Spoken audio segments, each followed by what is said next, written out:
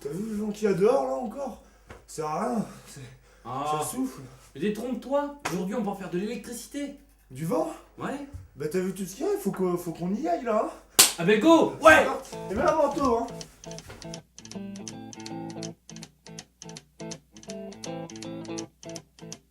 Rumors spreading round United Texas town about the shack outside the game.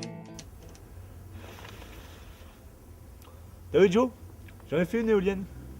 Par contre, elle fait pas d'électricité la mienne.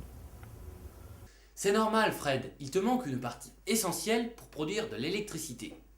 Je m'explique. Une éolienne est d'abord composée d'un mât. Il sert à porter le reste de l'éolienne et à capter un maximum de vent qui se trouve en altitude. Ensuite, il y a les 3 pales fixées sur le nez qui servent à faire tourner l'éolienne. Et enfin, la partie qu'il te manque, la nacelle, où se trouvent le générateur et le multiplicateur qui composent le cœur de l'éolienne. Comment? Mais c'est quoi un générateur et un multiplicateur? Attends, j'y arrive. Le générateur, tout d'abord, est composé d'une bobine de fil de cuivre enroulée minutieusement et d'un aimant. Je place ensuite la bobine en dessous de l'aimant. Je relie la bobine à une ampoule. Ensuite, je fais tourner l'aimant au-dessus de la bobine et regardez. Il se crée alors de l'électricité. On voit aussi que plus je tourne vite, plus il y a d'énergie. On utilise alors un multiplicateur. En voici un. Regardez, il y a une grande roue et une petite roue. Lorsque la grande roue fait un tour, la petite, elle en fait 1, 2 et 3. Pour l'éolienne, c'est le même principe. La grande roue, c'est les pales. La petite roue, c'est le générateur. Et lorsque les pales font un tour entier, le générateur, lui, en fait 200. Finalement, lorsque le vent souffle sur les pales, il fait tourner le multiplicateur, qui fait tourner le générateur et qui crée de l'électricité.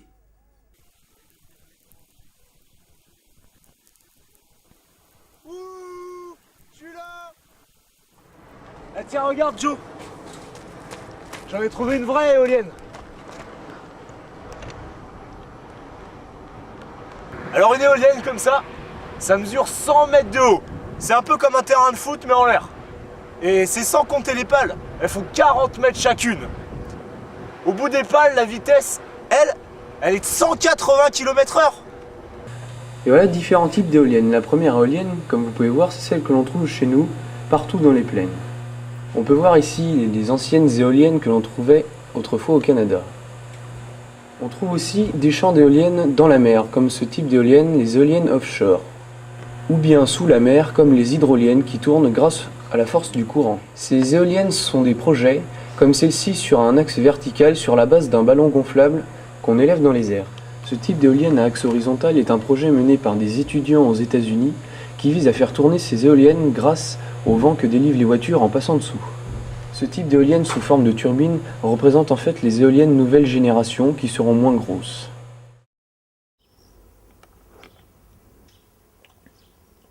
Et le soleil, lui, on peut pas en faire de l'énergie?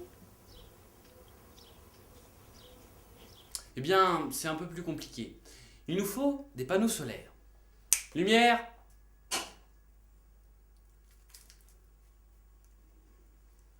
Et lorsque le soleil éclaire les panneaux solaires, on voit alors que l'ampoule s'éclaire. Soleil! Lumière! On va ensuite voir ce qui se passe à l'intérieur du panneau solaire. Un panneau solaire est composé de 2 parties. Un côté moins et un côté plus. Comme une pile, plus et moins. Du côté moins, il y a des petits bonhommes moins calés dans leurs trous. Et du côté plus, il y a des trous sans petits bonhommes moins. Et lorsque le soleil arrive,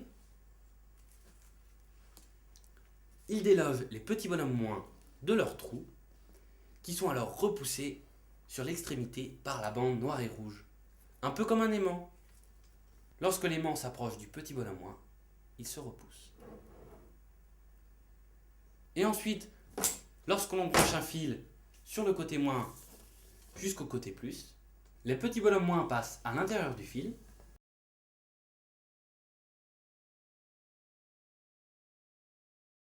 Puis dans l'ampoule qui s'éclaire.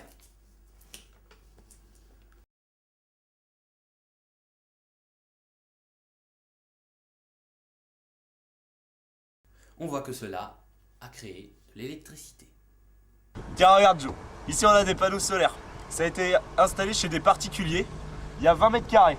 S'ils avaient 2 fois cette surface-là, ils pourraient alimenter en électricité toute leur maison. Alors l'avantage des panneaux solaires, c'est que à peu près n'importe qui peut en installer sur son toit, puisque de toute façon on peut les exposer au soleil de cette façon. Y en a pas un qui veut m'aider à descendre maintenant?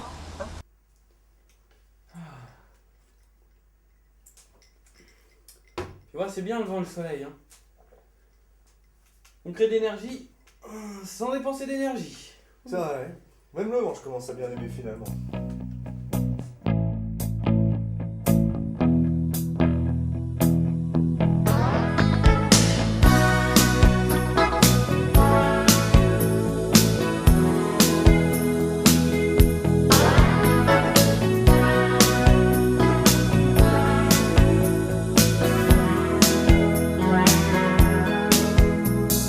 Here I am again in